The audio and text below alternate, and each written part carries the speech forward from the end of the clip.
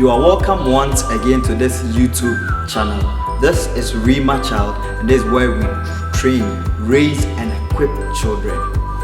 If you are new to this channel, we would like to welcome you, and if you are old and you've been following us, I would like to say God bless you so much for following us. My name is Kyeremeh. I am a child worker and a child trainer. Once you become a parent or a child worker, you've entered into a new world of existence. Yes, parenting or child training is an awesome responsibility. But right from the beginning, a parent influences a child towards good or evil. And this is dependent on the kind of environment that we create for our children to grow in or get nurtured in. In our previous video, we studied something about the wrong kind of environment that we should not create for our children to grow in. We should never, as parents or child workers, train for our children to grow in. In this video, I am coming to share with you the right kind of environment that you should create for your children to grow in or to be nurtured in. Now, before we go to today's video, I would like to entreat you that if you are new, please find the other video about the wrong kind of environment that we should never create for our children and watch it.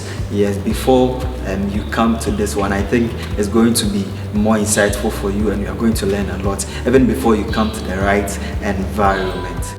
Environment number one. If a child lives with tolerance, he learns to be patient.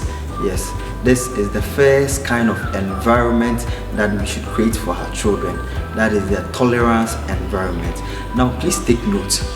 Tolerance over here is not avoiding discipline. Again, tolerance over here is not avoiding discipline. Also, tolerance over here is not accepting bad behavior of a child. No, if a child does something wrong, yes, you have to discipline the child, and that is good. So what are we talking about? Tolerance over here. Tolerance is accepting the good lifestyle of a child, or what the child does good, that you have to accept and appreciate the child for doing. That is what we are talking about. Yes, so if you give room for this child, if you tolerate this child to do good things, and if you appreciate the child whenever he or she does something, that child will learn to be patient. Yes, we have children who are so curious. Yes, sometimes they would like to ask questions. Yes, why is this so? Why is this so? Why are we doing this? Why are we doing this? Now we live in a generation that children have a lot of questions to ask their parents, because a lot do happen in a day. Yes, gone were the days, or some years ago, that we didn't have social media and technology, such advanced technology and all that. But today we do have them all. So children have a lot of questions to ask parents. So whenever a child asks a question, as a parent or a child worker, please give room to tolerate that child and then answer them. Yes, give room for them to explore the good things. Let them know the good things about their lives and how they should live. Now, what happens when we create rooms for tolerance? Now, a practical example is when a child asks you a question as a parent or a child worker, it will take you a time to answer the child. Even if it requires an instant answer, it will take you for about 10 seconds to give the answer back to the child. And in doing so, you are trying to tell the child that in this world, you have to always be patient to take something from someone, or you have to give room, or things don't happen instantly. Yes, there is always a process and things happen with time. Yes, so whenever you create that room of tolerance for a child, you are helping the child to be patient and to wait for things to happen. Now let's go to the Bible to look at what Bible talks about tolerating our children, or sometimes giving room for them to learn. Romans chapter 14 verse 1 go. Welcome with open arms fellow believers who don't see things the way you do, and don't jump all over them every time they do or say something you don't agree with, even when it seems that they are strong on opinions but weak in faith department. Remember, they have their own history to deal with. Treat them gently. Yes, this is the Message Bible, and the Bible is saying that sometimes children are going to view things or see things from a different way, and of course it happens every day. That is why they have many questions. Yes, but do not condemn them. Always give room. Yes, allow them to ask their question. Tolerate them. Yes, let them know the good things about life. Yes, so the right kind of environment. First one is the tolerating environment. Always create such room for children to be patient. Environment number 2. If a child lives with encouragement, he learns confidence. Now, what is encouragement? Encouragement is praise for effort. Now, sometimes children does certain things that needs praise or that needs encouragement. That a parent should use this platform to encourage their children to do more. Sometimes children, in their own efforts, does certain things at home. Sometimes they work on their assignments. Just use this platform to praise them. You did very well in your maths. That's going to encourage the child to always do more. Yes. Sometimes too, encouragement can be said before the effort is carried or before something is done. For example, you can encourage the child even before their exams. I know you are going to write exams. I believe that you are good and you are going to be on top. This is going to encourage the child to learn more, because we have a lot of children who are less confident. Yes, they are less in confidence. So whenever you raise more encouragement on them, these children try to push hard to always go far beyond what they do. Yes, so giving them encouragement would help them to always do hard or always try hard to do more. Yes, so whenever a child does something, yes, in their schools, at home, anything, just give them encouragement. Yes, did this, you've done well, you are a good child, I believe in you, I know you are going to do it, I know you are going to do your best, and I know you are going to bring the best out of you. All these things are words that we can rain on our children, and it's going to help them build their confidence so well.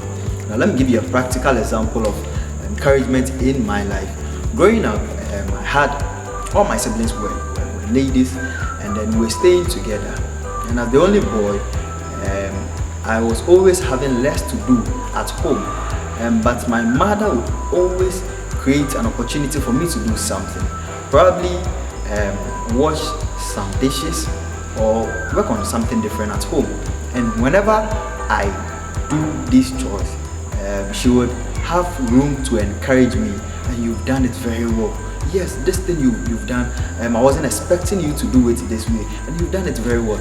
And then in so doing, I decided to always do more to get praise. Of course, as a child, yes, so I was always doing more and trying harder. Yes, so as parents, as child workers, let's always give room for our children, and let's encourage them. Let's rain encouragement on them, and in so doing, they are going to learn to be confident. Environment number 3. If a child lives with fairness, he learns justice. Yes, this is another practical environment that we should create for our children. We should create the fairness environment for children. Yes, children are known for one thing in their lives. Children are known for foolishness, as stated in Proverbs chapter 22 verse 15, and they are also known for selfishness. To teach children fairness is to teach them the golden rule in the Bible. Yes, or the golden rule that governs our lives on earth. Let's go to the Bible to learn the golden rule. James chapter 2 verse 8. The Message Bible reads, "You do well when you complete the royal rule of the scriptures. Love others as you love yourself." Yes, this is the royal rule or the golden rule that governs our lives on earth. Yes, The Bible is saying that we should love others as we love ourselves. Yes, and whenever you create the fairness environment, you are creating in this child a golden rule. Yes, you are giving the platform for this child to help others, love them, do good to others. Yes, so always create this kind of environment for children. When it's white, they are going to tell you it's white. When it's black, they are of course going to tell you it's black. So let's create this kind of environment for our children to go in and get nurtured in, and it's going to prepare us tomorrow. Environment number 4. If a child lives with security, he learns to have faith. And this is going to be our last environment for today. Yes, whenever you give a child security, he learns to have faith. Yes, one of the things that every child seeks for, or the environment that children seeks to live in, is the securing environment, or the environment that is secure, or the environment that gives them security. They always wish to be in safe hands. They always wish to live and stay in good hands. So we should create a good environment for our children. Whenever you pick a child and you throw the child up into the air, and you notice one thing, and you realize that this child will laugh. Yes, why? Because he or she believes that he's coming back to be in a safe hands, because it was the same safe hands that threw him or her into the air, and he or she is coming back into this safe hands. Yes, let's always yearn and try our best as parents and child workers to give our children a secured environment. Thank you very much for learning with us. I know that these tips is going to be very helpful to you as a parent or a child worker to help raise godly children. Yes, I'd like to encourage you to subscribe to this channel if you've not done that, and then press the notification button to receive updates anytime we upload videos. This is Rima Child. This is where we raise, we train, and we equip children. My name is Kyeremeh. I am a child worker and a child trainer. God bless you.